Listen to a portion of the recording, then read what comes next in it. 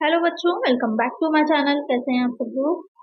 आज हम बात करेंगे जो उत्तर प्रदेश लोक सेवा आयोग में जो आप लोग का यूपीपीएससी की तरफ से टीजीटी की वैकेंसी आई है, जिसका काफी समय से आप लोग वेट कर रहे थे। इसका शॉर्ट नोटिस तो पहले ही जारी किया जा चुका था। अब इसका लॉन्ग नोटिस या फिर कहते हैं डिटेल नोटिफिकेशन आ गया है, और साथ ही आप लोग के फॉर्म भी फिल होने शुरू हो गए हैं। जैसे कि आप यहाँ पर देख ही रहे होंगे स्क्रीन पर कि 28 अगस्त यहाँ पर आपकी लास्ट डेट रहने वाली है, और उसका जो स्टार्ट हुआ है वो 28 जुलाई से स्टार्ट हो, यानी कि 28 जुलाई से स्टार्ट है और 28 अगस्त तक आपकी लास्ट डेट रहने वाली है। 1 महीने का लगभग पूरा समय दिया गया है आपको इसको फॉर्म फिल करने के लिए। तो कैसे इसमें फॉर्म फिल करना है, क्या क्या चीजें इंपॉर्टेंट है, कहाँ पर कितनी वैकेंसीज आई हैं, किस सब्जेक्ट की कितनी वैकेंसीज हैं, साथ ही उसके क्या क्वालिफिकेशन होनी चाहिए आपके पास, सिलेबस क्या रहेगा, ये सारी ही चीजें आज की वीडियो में डिस्कस करेंगे। आपका एग्जाम पैटर्न क्योंकि चेंज हुआ है, तो अब किस पैटर्न पे आपका एग्जाम आएगा, कितने पेपर्स होने वाले हैं, इन सारी ही चीजों को आज की वीडियो में हम डिस्कस करेंगे। तो इसी तरह की वीडियोस आपको मिलती रहे, इसके लिए चैनल को सब्सक्राइब जरूर से कर लीजिएगा, और साथ ही फ्रेंड्स का वीडियो को शेयर भी कर दीजिएगा। तो यहाँ पर सबसे पहले जो इम्पोर्टेंट चीज है आपको याद रखने वाली कि क्या इसकी स्टार्टिंग डेट है, तो इसकी स्टार्टिंग डेट आपकी 28 जुलाई है, और लास्ट डेट की अगर हम बात करें तो ये 28 अगस्त है। इन दो डेट्स को आपको जरूर से याद रखना है। और फिर रिकन्सिलेशन अगर किस तरह के फीमेल संशोधन में कुछ आपको करना है, तो उसकी जो डेट दे रखी है वो यहाँ पर 4 सितंबर दे रखी है। लेकिन सबसे पहले जो स्टार्टिंग है वो कहाँ से हो रही है, तो यहाँ पर सबसे पहले जो स्टार्ट है तो आपको ओटीआर फिल करना है, ओटीआर रजिस्ट्रेशन करना है। अभी तक बहुत बच्चों ने कर लिया होगा। वन टाइम रजिस्ट्रेशन होता है, आपको पता ही है। अब चाहे यूपीपीएससी हो या फिर यूपीपीएससी हो, सभी में ओटीआर एक बार आप फिल कर देते हैं। उसके बाद जो भी वैकेंसीज आती है उसी के अकॉर्डिंग आपको और इन्फॉर्मेशन अपडेट कर देनी होती है। तो ये इजी भी रहता है। तो ओटीआर आपने भर ही लिया होगा, अगर नहीं भरा है तो अब भर लीजिए, क्योंकि साइट बहुत ही बिजी रहने वाली है। अब आपको भी पता है कि सभी बच्चों को फॉर्म फिल करना होगा। काफी टाइम से 7-8 साल से वेट कर रहे थे आप सब लोग, तो जल्द से जल्द ओटीआर में रजिस्ट्रेशन अपना करवा लीजिएगा। उसके बाद आपको एक ओटीआर नंबर मिल जाता है, आपको पासवर्ड होता है, उसी पासवर्ड से उसी ओटीआर नंबर से आप लॉगिन कर सकते हैं।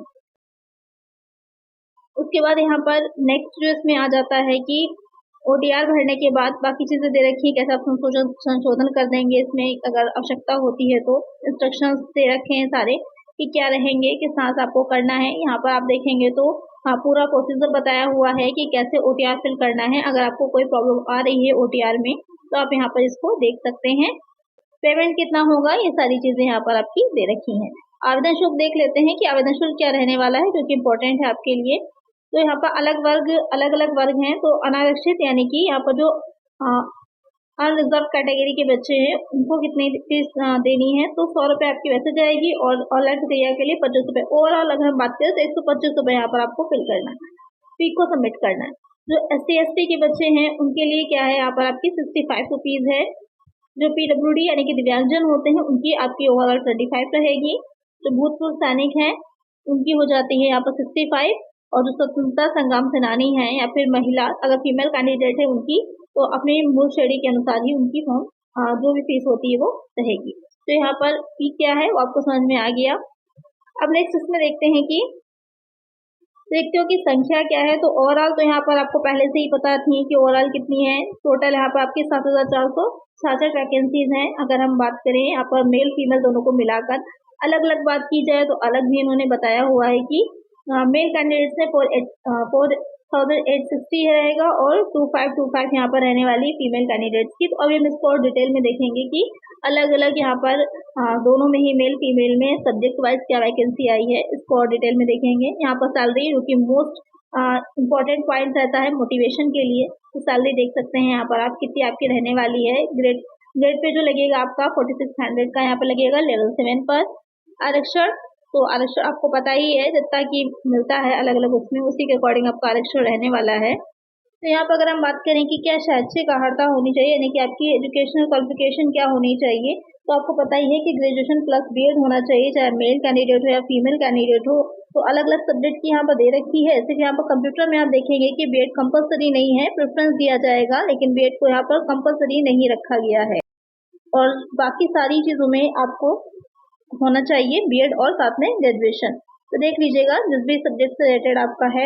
अगर हम बात करें यहाँ पर कॉमर्स की, तो कॉमर्स सब्जेक्ट में आप देख सकते हैं 12 नंबर पर दे रखा है कि क्या होना चाहिए आपके पास। भारत विद्युत द्वारा स्थापित किसी विश्वविद्यालय, मान्यता विश्वविद्यालय या फिर संस्था से आपने ग्रेजुएशन कर रखा हो, यानी कि बीकॉम किया हो मेनली, क्योंकि कॉमर्स से ही यहाँ पर आपको फॉर्म फिल करना है और साथ में आपने बीएड कर रखा हो तो आप उसमें फॉर्म भर सकते हैं। और कोई भी चीज़ रिक्वायर्ड नहीं है, यहाँ पर पीजी होना कंपलसरी नहीं है, सिर्फ आपको ग्रेजुएशन होना चाहिए और साथ में बीएड होना चाहिए, तो आप यहाँ पर फॉर्म फिल कर पाएंगे।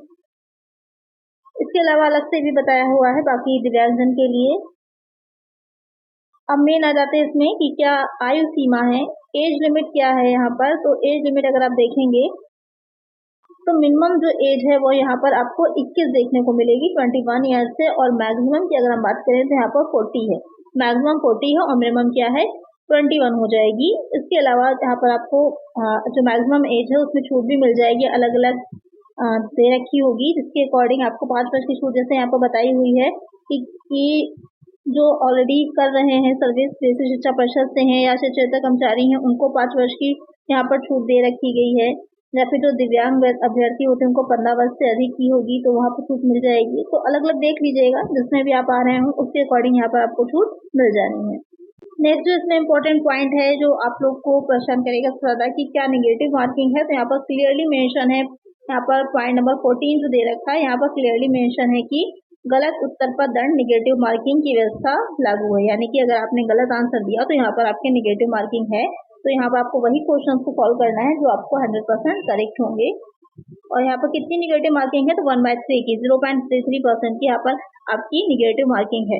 तो ये चीज़ इंपॉर्टेंट है, इसको ध्यान रखिएगा। इसके अलावा अलग अलग इन्होंने भी बताया हुआ है। दक्षता की बात करें तो यहाँ पर अगर आप देखेंगे पॉइंट नंबर 15 में कि अनुसूचित जाति तथा अनुसूचित जनजाति अभ्यर्थियों के लिए न्यूनतम यानी कि मिनिमम एफिशिएंसी स्टैंडर्ड जो 35% निर्धारित है। यहाँ पर फ्री की बात हो रही है, यहाँ पर साथ में दे रखा है कि अर्थात इन अभ्यर्थियों के अभ्यर्थी यदि प्रारंभिक मुख्य परीक्षा में 35% से कम अंक प्राप्त करते हैं तो वो यानी कि मिनिमम जो है आपको 35% से ऊपर मार्क्स लाने हैं। SC/ST वालों की बात की जा रही है, मेंस और प्री दोनों के लिए ही, यहाँ पर दोनों की ही बात करी गई है।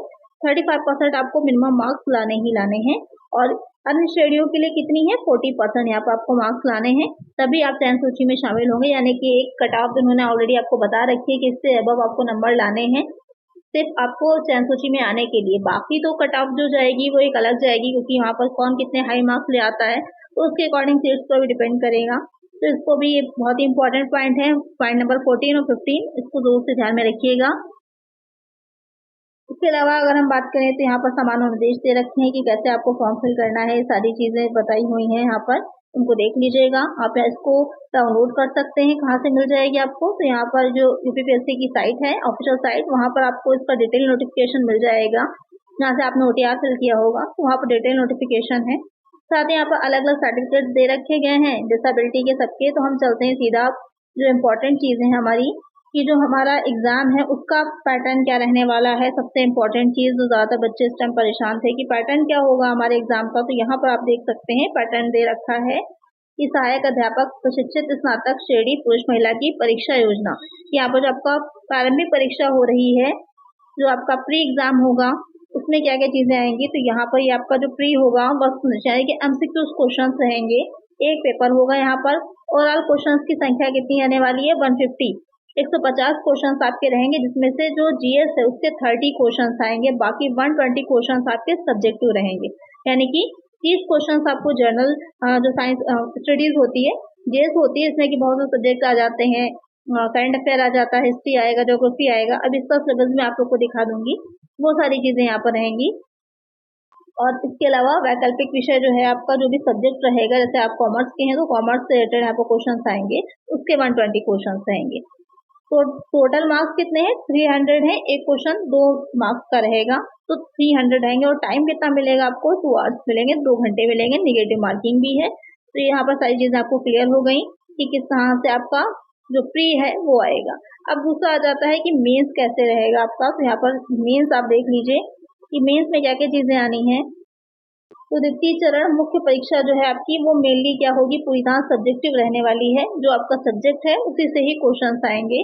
फर्स्ट पेपर यहाँ पर होगा परंपरागत। और एक चीज ध्यान में रखिएगा, ये ऑब्जेक्टिव नहीं रहेगा, एमसीक्यूज नहीं आएंगे, ये सब्जेक्टिव रहने वाला है। इसमें आपका जो पेपर है वो एक होगा। प्रश्न कितने आएंगे? टोटल आपके 20 क्वेश्चन है, 10+10। कुल अंक कितने रहने वाले हैं? 80 और 120। 2 खंड में रहेगा मेनली, मतलब 2 पार्ट में रहेगा ये पेपर आपका, और डिस्प्ले टाइम आपको मिलेगा 3 आवर्स का। इसमें क्या है कि उक्त पाठ्यक्रम के आधार पर वैकल्पिक मुख्य परीक्षा विषयों के प्रश्न पत्रों की रचना है, तो प्रश्न पत्र जो होंगे वो अलग अलग उसमें विभाजन किया गया, यानी कि वही जो मैंने अभी बताया आपको 2 खंड में होगा, खंड अ और खंड ब, 2 पार्ट में रहेगा। फर्स्ट पार्ट में आपके 10 क्वेश्चन रहेंगे, लघु उत्तरीय प्रश्न है यहाँ पर, और उनके 125 आपको वर्ड्स में लिखना होगा। अगर जैसे कि पीसीएस का जो पैटर्न रहता था, जो उसमें मेंस में आप लोग को लिखना होता था, उसी का ही पैटर्न यहाँ पर फॉलो करा गया है, उसी को ध्यान में रखना है आपको। और इसी तरह आपका खंडवा रहने वाला है। यहाँ पर आपके 10 प्रश्न होंगे, यहाँ पर ये आपके लॉन्ग के होंगे क्वेश्चन। यहाँ पर ये आपके लघु उत्तरीय रहने वाले शॉर्ट क्वेश्चन है, यहाँ पर लॉन्ग क्वेश्चन रहने वाले हैं। इसमें कितने शब्द हैं? यहाँ पर 200 शब्द है। तो यहाँ पर आपको रिटन प्रैक्टिस भी अच्छे से करनी है कि किस तरह से लिखा जाता है। तो जैसे आप अपने ग्रेजुएशन में एग्जाम्स देते थे, रिटर्न आपका होता था, वैसे ही आपको तैयारी अपनी करनी है। बस यहाँ पर शब्दों को ध्यान में रखिएगा, कितने लेटर्स में आपको लिखना है, उसी के अकॉर्डिंग अपनी आपको रिटर्न में प्रैक्टिस भी करनी होगी। तो यहाँ पर ये दे रखा है कि सब्जेक्ट वाइज आपका क्या रहने वाला है। अगर हम देखें यहाँ पर जो आप लोग का वाणिज्य विषय है, यानी कि कॉमर्स है, अगर उसकी हम बात करें तो यहाँ पर वाणिज्य का दे रखा है। ये सिलेबस आपको देख रहे होंगे कि किसका सिलेबस है। यहाँ पर ये वाणिज्य का कॉमर्स वाले बच्चों का सिलेबस है। तो इसमें क्या क्या चीजें हैं, लेखांकन दे रखा है। इसकी एक डिटेल वीडियो मैं अलग से लेकर के आऊंगी, जहाँ पर आप लोग अच्छे से सिलेबस को समझाएंगे, साथ ही ये आपको बताएंगे कि कहाँ से आप पढ़ सकते हैं, कौन कौन बुक्स यहाँ पर आपके लिए हेल्पफुल रहने वाली हैं, कहाँ से आप प्रैक्टिस करिए, कैसे इसकी तैयारी आपको करनी है। तो इसका सिलेबस आपको डिटेल में अलग से मैं प्रोवाइड कराऊंगी, जहाँ पर हम अच्छे से इसको और डिटेल में समझेंगे। यहाँ पर आप देख लीजिए क्या क्या सब्जेक्ट हैं आपके, क्या क्या चीजें आपको पढ़नी है। लेखांकन है, व्यवसाय संगठन प्रबंधन है, व्यवसायिक अर्थशास्त्र है, मुद्रा बैंकिंग है, सांख्यिकी है, अंकेक्षण, लेखाशास्त्र, बैंक समाधान विवरण पत्र। जो भी आपने इंटर में और ग्रेजुएशन में पढ़ा है, 12th और आपने बीकॉम में पढ़ा है, वही सारी चीजें यहाँ पर शामिल की गई हैं। एनसीईआरटी बहुत इंपॉर्टेंट है, उसको अच्छे से तैयार कर लीजिएगा। अगर आप लोग कमेंट करिए तो एनसीईआरटी के शॉर्ट नोट्स मैं आप लोग को प्रोवाइड करा दूँ, जिसमें कि एनसीईआरटी में जो आपको 11th और 12th की है वो कंप्लीट हो जाएगी, और यहाँ पर वो बहुत ही हेल्पफुल रहने वाली है, क्योंकि सभी को पता है पीसीएस का कोई भी पेपर हो, एनसीईआरटी कितनी इंपॉर्टेंट होती है। फिर यहाँ पर अर्थशास्त्र भी दे रखी है, उससे रिलेटेड भी आपका आएगा मुद्रा एवं बैंकिंग। तो ये हो जाता है कॉमर्स के बच्चों का सिलेबस, और डिटेल में हमको नेक्स्ट अलग से वीडियो आएगी, वहां पर समझेंगे, क्योंकि सिलेबस को अच्छे से समझना, पैटर्न को समझना बहुत ही इंपॉर्टेंट है। अब देख लेते हैं इसमें जो सबसे इंपॉर्टेंट है कि कितनी वैकेंसी किस सब्जेक्ट में है, जिसका वेट आप लोग बहुत टाइम से कर भी रहे हैं कि कितनी वैकेंसी किस सब्जेक्ट में है। तो यहाँ पर आप देख सकते हैं कि अलग अलग वैकेंसीज बताई गई हैं मेल फीमेल की। तो यहाँ पर सबसे पहले जो आपको देखने को मिल रही है ये हो जाती है मेल की, यानी कि जो मेल कैंडिडेट्स हैं उनकी कितनी सीट्स हैं। तो पुरुष शाखा में अगर हम बात करें तो यहाँ पर सब्जेक्ट वाइज अगर आप देखेंगे अलग अलग, हिंदी की दे रखी है, अंग्रेजी की दे रखी है, गणित की, विज्ञान की। अगर हम चलें सीधे वाणिज्य पर, जो वहाँ पर पॉइंट नंबर 12 है, तो वहाँ आपको देखने को मिलता है कि ओवरऑल जो है वो 35 सीट्स हैं, और जो अनरिजर्व कैटेगरी में है, जो जनरल वालों के आप बाकी सभी अनरिजर्व है क्योंकि, तो 15 यहाँ पर दे रखी है। ईडब्ल्यूएस वालों की 3 सीट्स है, ओबीसी की यहाँ पर 9 है, एससी की यहाँ पर 8 है, एसटी वालों के लिए कोई नहीं दे रखी। जो दिव्यांग जन है यहाँ पर उनकी 1 सीट है, इसी तरह भूतपूर्व सैनिक वालों की भी 1 सीट है। मेनली अगर देखें तो ओवरऑल यहाँ पर आपकी 35 सीट्स दे रखी हैं, जो कॉमर्स के बच्चे हैं मेल के लिए। और अगर हम बात करें इसी तरह जो महिला शाखा है उसमें कितनी दे रखी है, जो फीमेल कैंडिडेट्स हैं उनकी हम बात करें तो यहाँ पर इसमें भी अलग अलग सब्जेक्ट वाइज दे रखी है। अगर हम आते हैं वाणिज्य पर, जो पॉइंट 12 है, तो वहाँ पर आपके ओवरऑल कितनी सीट्स हैं, 23 दे रखी हैं। अनरिजर्व में 10 सीट्स हैं, 2 सीट एडब्ल्यूएस वालों की हैं, ओबीसी की 7 है, जो एससी है उनकी 4 सीट है, एसटी में कुछ भी नहीं दे रखा है। तो ओवरऑल यहाँ पर 23 सीट्स दे रखी हैं फीमेल की। सीट्स बहुत कम है अगर हम कंपेयर करें बाकी सब्जेक्ट के अकॉर्डिंग, तो यहाँ पर सीट्स काफी कम दे रखी है, जैसे कि हिंदी में, इंग्लिश में, या फिर मैथ्स में, या फिर साइंस में बहुत ज्यादा सीट्स दे रखी हैं। तो यहाँ पर सीट्स काफी कम है। लेकिन आप लोग को पता ही है कि कॉमर्स में कंपटीशन ज्यादा रहता है, सीट्स कम होती है, तो उसी के अकॉर्डिंग आपको अपनी तैयारी उतनी ही अच्छी रखनी होगी। तो यहाँ पर जितने भी इम्पोर्टेंट पॉइंट्स थे वो हमने डिस्कस कर लिए, सारी ही इम्पोर्टेंट चीजों को देख लिया जो आपके एग्जाम के लिए इम्पोर्टेंट थी, और अब अपना फॉर्म फिल करिए और साथ ही इसकी तैयारी शुरू कर दीजिए। क्योंकि आपको 2 पेपर देने हैं, प्री देना है, फिर मेंस देना है। सारे पॉइंट्स आपको क्लियर हुए होंगे, नेगेटिव मार्किंग भी है यहाँ पर, डेट्स भी आपको क्लियर हो गई। ओटीआर आपने भर लिया होगा, अगर नहीं भरा है तो ओटीआर पहले भर लीजिए। साइट सब बहुत बिजी रहने वाली है, तो उसी के अकॉर्डिंग आप जो है अपनी तैयारी पहले से करिए, ताकि लास्ट डेट में आपको प्रॉब्लम ना आने पाए। और इसका डिटेल सिलेबस जो रहेगा और क्या क्या बुक्स आपके लिए हेल्पफुल रहनी है जो आप पढ़ सकते हैं, वो इसके लिए एक अलग से वीडियो आएगी जहाँ पर हम इसको अच्छे से डिस्कस करेंगे।